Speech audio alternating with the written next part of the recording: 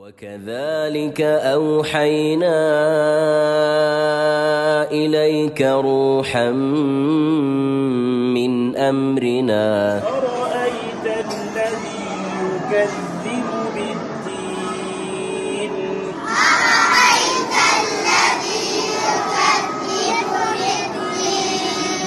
فذلك الذي يدع اليتيم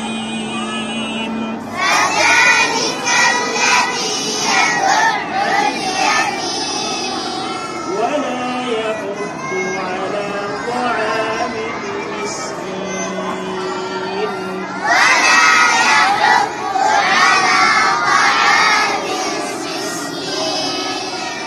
فويل للمصلين.